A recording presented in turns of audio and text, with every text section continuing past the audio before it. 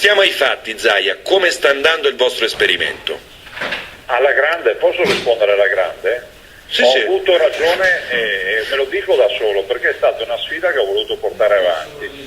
3 anni fa, quando sono stato eletto come governatore, ho detto bisogna abbattere le liste d'attesa. La grande tesi era quella di comprare più macchine e avere quindi più massa critica, no? Io invece ho fatto la scelta di aprire gli ospedali il lunedì, il mercoledì, il sabato e la domenica di notte, dalle 8 di sera alle 24, poi con un po' di varianti in base alle peculiarità dei singoli territori.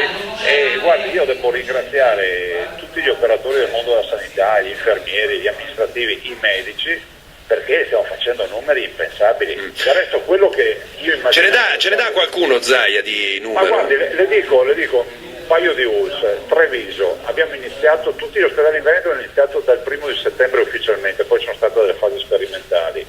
Allora, Treviso ha già 500 TAC e chiuderà l'anno da settembre al 31 dicembre con 2300 diagnostiche fatte, quindi TAC e risonanze. Vicenza ha già una richiesta per 700 TAC.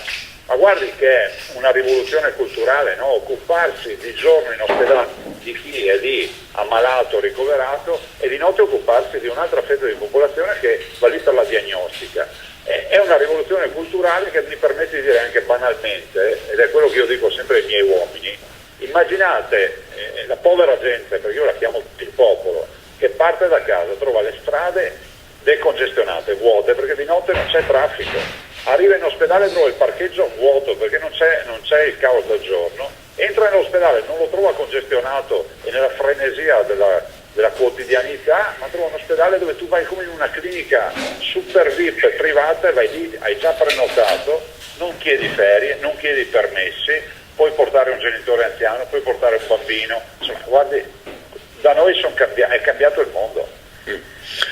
Allora, è interessante, naturalmente la cosa comporta anche, e qua veniamo a quello che secondo me è uno dei grandi temi, no? Perché probabilmente il Veneto, magari anche la Lombardia, una cosa di questo genere se la possono permettere. Ci sono altre regioni che non se la possono permettere, perché una cosa di questo genere vi costa dei soldi, nel senso che dovete pagare il personale di più, e su questo avete trovato un accordo.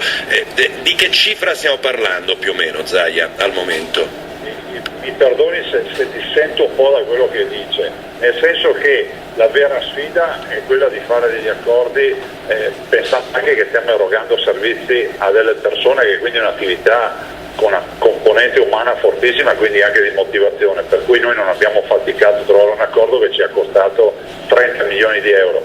Detti così sembrano un sacco di soldi, detti rispetto al nostro bilancio sono 30 milioni su un bilancio da 8 miliardi e 2, ma il bilancio del Veneto non è diverso da quello della Sicilia piuttosto che della Lombardia o del Lazio, perché il riparto dei soldi della sanità è nazionale. È che in Veneto amministriamo bene e quindi il pasto fornito in ospedale, cioè il cibo che diamo al nostro paziente, mediamente ci costa 6,5 euro. In giro per l'Italia il pasto in ospedale, ce lo dice il Ministero della Sanità, viene a costare anche 60-80 euro al paziente. È lì che bisogna risparmiare i soldi. Guardi, Zaia, su questo ci diventiamo matti, perché è una cosa che io ancora non riesco a capire. Parliamo di costi standard nella sanità, io non so, da quando è stato riformato il titolo quinto continuiamo a parlare di costi standard della sanità e questi non sono applicabili, è una cosa che veramente mi fa diventare matto. Andrea, guardi, perdoni, sono applicabili, non ci vogliono applicare, sono pronti i costi standard. Sappiamo quanto costa una siringa, quanto costa un pasto,